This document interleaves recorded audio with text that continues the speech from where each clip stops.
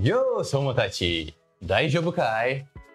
Estamos aqui para mais uma Cesta Yokai. E desta aqui, como eu tinha falado nos últimos vídeos, vamos falar sobre a lenda de um yokai, que no vídeo de hoje é Tamamo no Mae, uma raposa de 9 caudas. Vamos ver essa lenda aqui, que ela é muito interessante.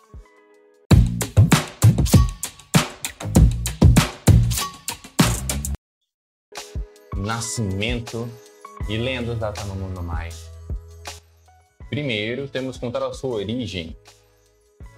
E, pelo que é visto, a origem dela é lá na China, da dinastia Shang, mais de 3.500 anos atrás, mais ou menos. Ela teria nascido como uma raposinha, né, como eu disse, passados séculos e dos anos, foi criando as caudas e tendo 9 caudas, assim, tornando uma 9 caudas extremamente poderosa. No início ela tinha o nome Dadi, acho que é assim que se fala. Não sei se em chinês tem outra coisa. Então ela se casa com o imperador da dinastia Shang chamado Zhou, que assim pronuncia. Enfim, como eu disse nas outras histórias, ela está casando lá. Ela, conhecida como Dadi, era a depravação humana, sabe?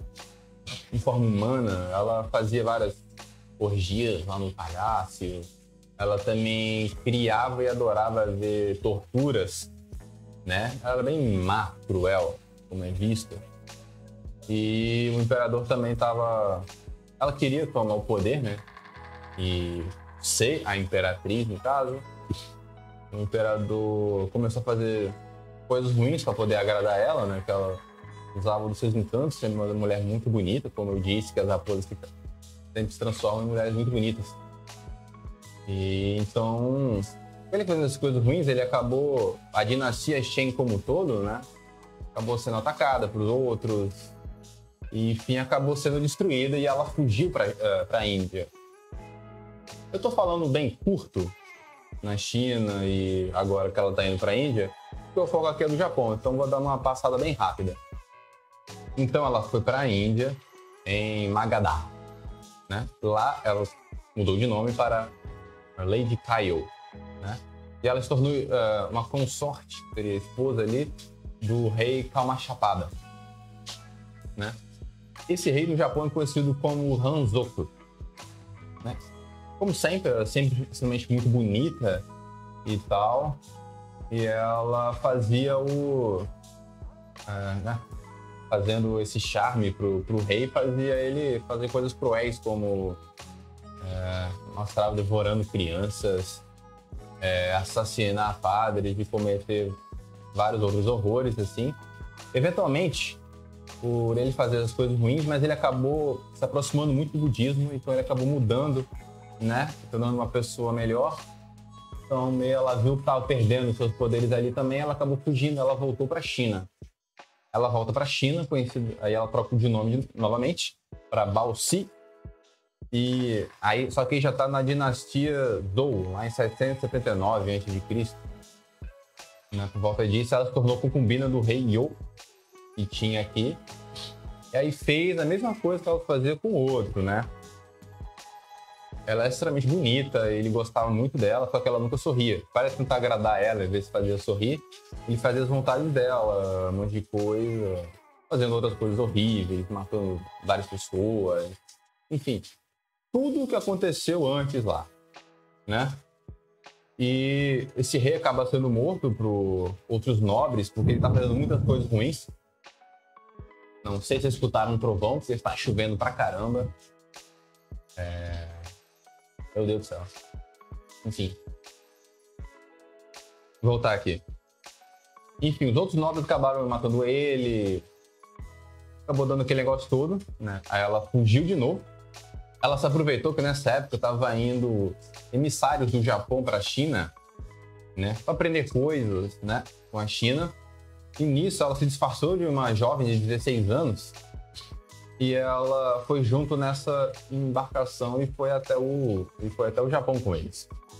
Aí sim, agora vai começar a lenda da Tamamo no Mae, que é a do Japão. Vamos ver. Tamamo no Mae no Japão. pelo que é visto, ela ficou alguns séculos sem fazer muita coisa e voltou lá na época do período Heian, né?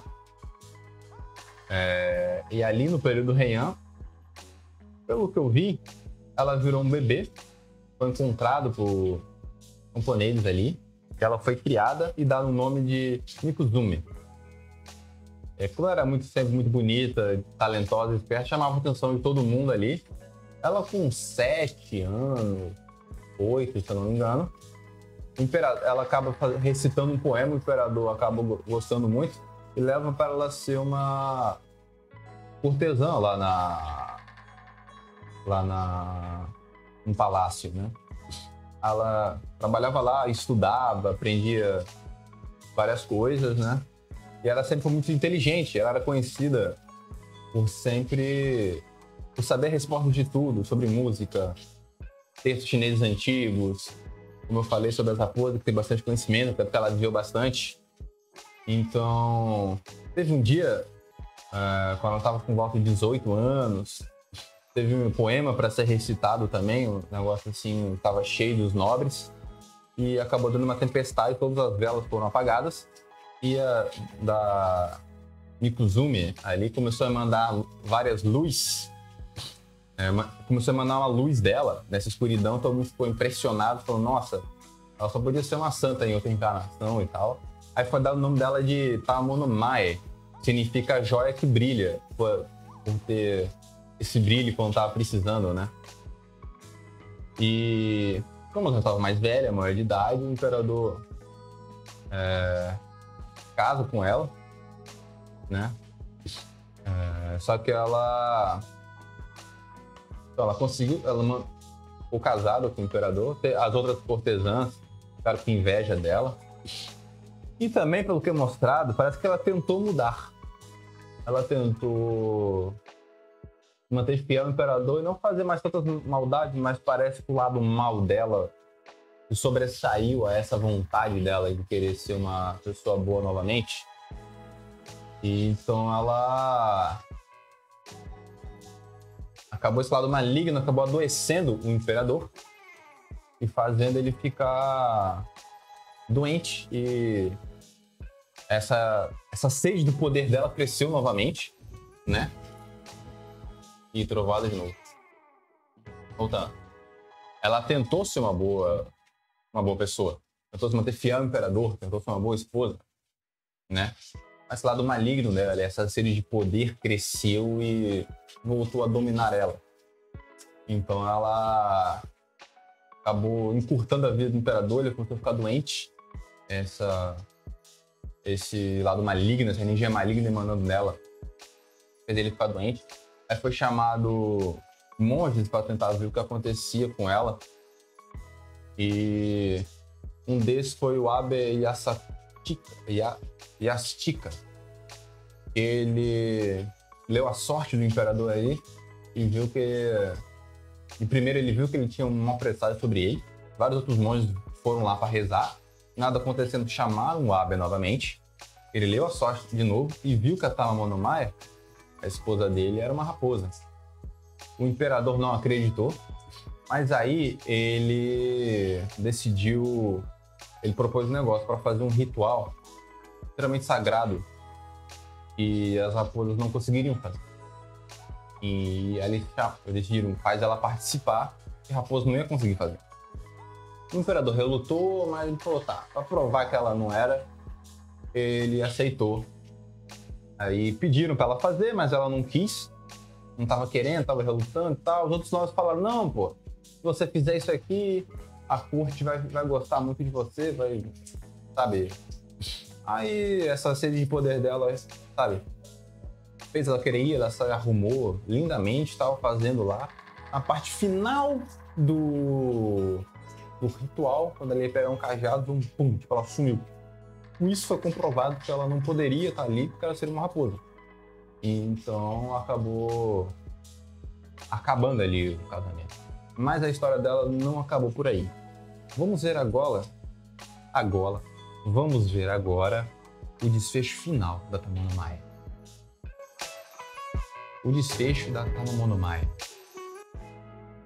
como eu disse, que ela desapareceu no meio do ritual, pouco tempo depois disso, houve vários desaparecimentos perto de Nasuno, na província de Shimotsuki, de crianças e mulheres sendo desaparecendo, né, sendo mortas. Então, feiticeiros da corte suspeitaram que poderia ser ela, eles decidiram acabar de uma vez por todas com ela. Então foram mandados vários guerreiros assim, e então os mais tiveram mais nome nisso são o Kazusanosuke e o Muranosuke, né? Então, aí foi mandado mais de 80 mil homens atrás. Quando eles chegaram lá em Nasuno, eles encontraram rapidamente ela, só que eles foram atrás dela, mas ela com seus poderes, né, de raposa, de se transformar, fazer ilusões, começou a enganar eles por vários dias assim, e eles não estavam conseguindo encontrar ela, até que uma noite o Muranosuke teve um sonho profético, sonhando com a Tamanomae, uma bela mulher, falando que amanhã eu vou morrer, por favor não me mate. Eu vou morrer por você, por favor não me mate. Ele reluta e não quer fazer isso. Aí no outro dia, quando ele acorda, né, eles encontram ela e ele já dá 2 tirambaços na raposa ali com arco e flecha assim, pega no flanco, né, flanco por aqui, no pescoço, né, e tal. E o Kazusanosuke pegou a lâmina lá e matou ela. Mas ainda assim, mesmo ela morta, parece que a maldição dela caiu ainda sobre a família imperial, porque um ano depois da morte, o imperador Konoe morreu. No ano seguinte que esse imperador morreu, o imperador que ela estava casado, o ex-imperador, né, que era o ex-marido dela, também morre. E várias crises ali começou a acontecer. E aí foi aí que veio o embate dos Fujiwara e do Minamoto. Ele encerrou o período Heian, indo para o período Kamakura, sucedendo o Shogunato. Parece que todo esse ódio fez ela quebrar um pouco o poder do imperador. E além disso, mesmo todo esse negócio, dizem que o espírito dela ficou preso numa pedra enorme e emanava um gás venenoso, meio imperceptível, todo mundo que chegasse muito perto morria.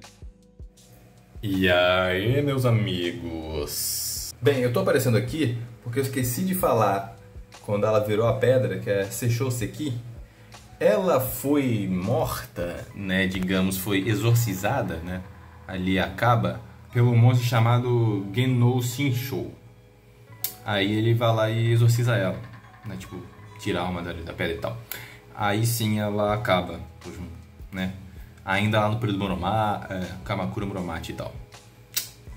Só isso mesmo que eu esqueci de falar. Agora vamos voltar com o vídeo agora, né. Uma coisa que eu esqueci de falar lá desde o início, ela é conhecida como um dos 3 grandes yokais do Japão. Tá? Ela, o Shutendouji, Tendouji e o Takemaru. O Takemaru e o Tendouji são onis, né? E ela, a Raposa de 9 Caudas. Então esses são os 3 grandes yokais. Mas também não confunda com uma outra classificação de 3 grandes yokais, que é Kappa, Oni e Tengu.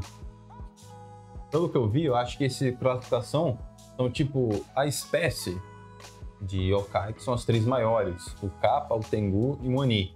E esses 3 grandes são os indivíduos, né? O yokai mais poderosos, mais malignos, sabe? São esses 3 que eu falei. Eu vou trazer histórias sobre eles aqui. Sobre o Tengu e Kappa, que eu já falei. Enfim, essa é a história da Monomaia. Como a gente pode ver, como eu falei que os yokais não são sempre maus, ela tinha o lado bom dela. Tanto que quando ela estava no Japão, parece que ela tentou ser uma boa pessoa. Tá? Ela parece que tentou, mas o lado maligno dela parece que foi muito mais forte e ela não conseguiu se desenvolver isso, né? E a gente vê a influência que teve a história da coisa da China ali no Japão, do Heian, uma explicação sobre um conflito que teve entre Fujiwara, o Minamoto, que teve na sucessão do Minamoto como Shogun ali, que começou os Shoguns a mandarem, ter esse poder de mandar. É muito interessante pegar esse lado mais místico para explicar sobre algumas coisas, com o lado histórico, é muito legal esse tipo de coisa. Então, gostaram? Essa aqui é que vai ser a Sexta-feira Yokai. Dando a ideia, como eu disse, a espécie de yokai, né? Como eu falei sobre as raposas de 9 caudas. E agora, sobre uma lenda de uma raposa de 9 caudas, que é Tamunamai. Gostaram disso? Tem lenda de algum yokai que vocês querem que eu fale? Comentem aqui. E se vocês quiserem saber um pouco mais, como eu falei aqui sobre o Kappa, fiz um vídeo que saiu aqui, ó, sobre o Kappa. Querem saber mais sobre ele? Cliquem aqui. Até mais, meus amigos.